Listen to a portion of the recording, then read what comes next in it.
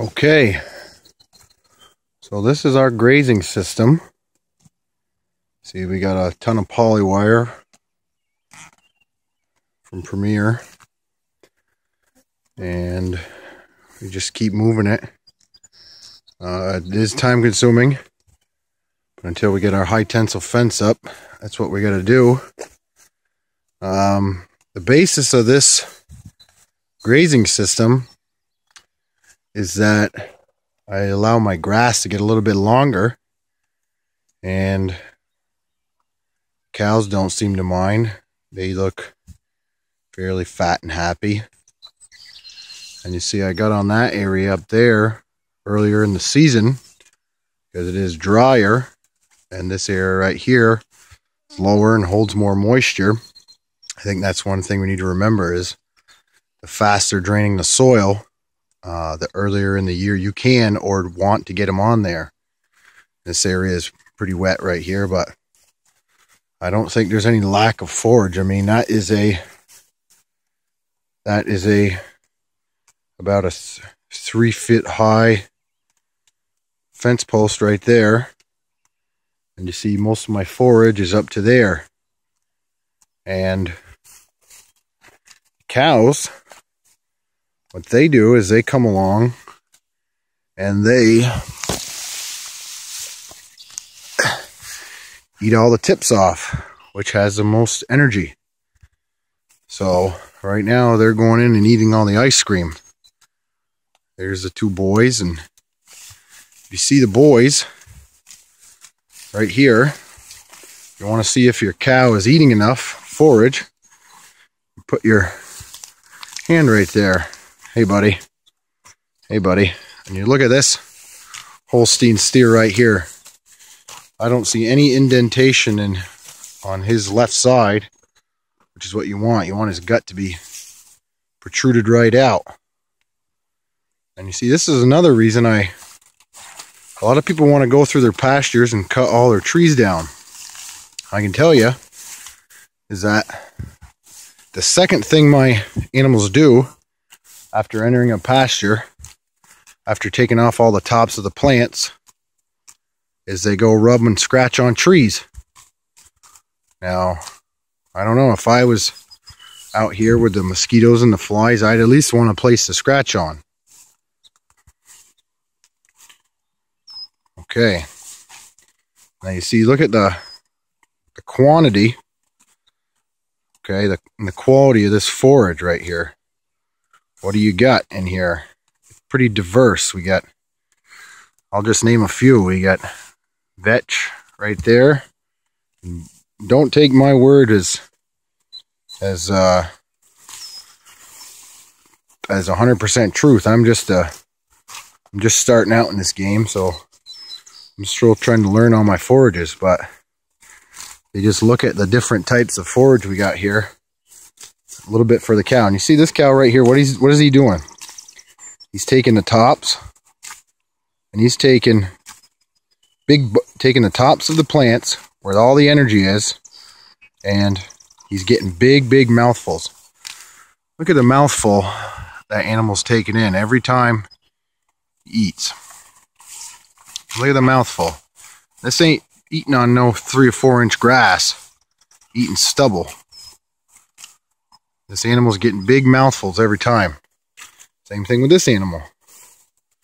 Right here, this is a Holstein steer. Okay, look at all the different forages we got here. Look at the big mouthfuls he's taking. And these animals, these cows, these steers, they don't go through, they don't take one plant right down to the very bottom. They go through every time. We get in a new little pasture, and they take the tips. And then if I leave them, depending on how long I leave them on there, they eat it right down. Look at the mouthful that animal's getting right there. Look at that, just filling up his belly, his rumen tank. And you see, in a conventional grazing practice, you would give him this whole, there's one side all the way over there. Okay, you'd give him this whole thing at once. I use this string of polywire, one string, and they respect it. Now, would I trust my investment, my animals, you know, from a 4-lane highway with one string of polywire? No. But if you got heat on it, they respect it. See, what this does is, when every time I move them, and I just moved them a couple minutes ago, they're excited to get in here, and they're not really hungry. They're excited to get in here and get on this new grass. Okay? You see these animals, they're just chowing right down. I mean, these are Holstein steers. This is not a grass animal right here, you know, traditionally a dairy animal bred to make a lot of milk on grain. Okay? So, but we get over here, I mean, we can't see hardly any dip in that animal's stomach, which is what we want, right there in the triangle. Right there. There's not a whole lot of dip. So you can almost see the line where I had the fence, where I had that one polywire, is right here.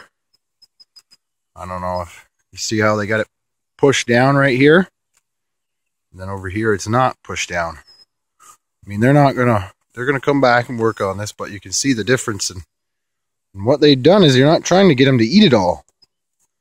I think from the reading and the education I've had, is that if they can leave a third, eat a third, and stomp into the ground a third, you're doing pretty good. So you can see, like I said, this area is a little bit wetter than that area. Okay, again, we're looking at where I had the polywire stringer up right here, and I just moved them over to a new one. Now, some people do calculations on how much forage they got, but I mainly I move them every morning about 6 in the morning, and every night about 6 in the evening. And I know if they're bellering because they're hungry, well, the next day I will give them a little bit more. The next move, I'll give them more pasture. So,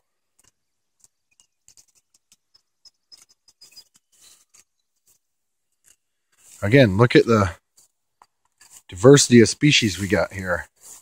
I mean, do you want to eat, you know, the same single thing every day, every meal? No, I wouldn't. And I don't think the cows would either, you know. They like a diverse section, diverse diet of forages. You know, we got some yellow clover right here, I think. Again, some vetch. I don't know, some stuff, I don't know what this is.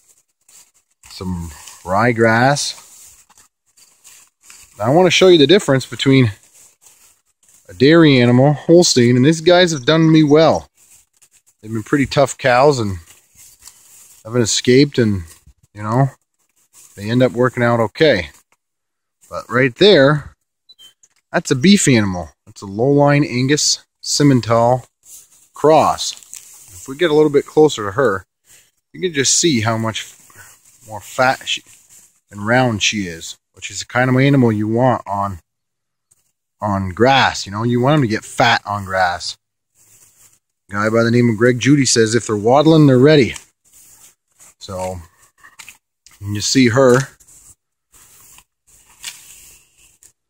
You know, she's shedding off her winter coat, which is what we want. I mean, I got a cow rubbing against me here. Alright, that's it. I just wanted to give you guys a picture of what I'm doing on my farm here. Mini farm, or whatever you want to call it, homestead.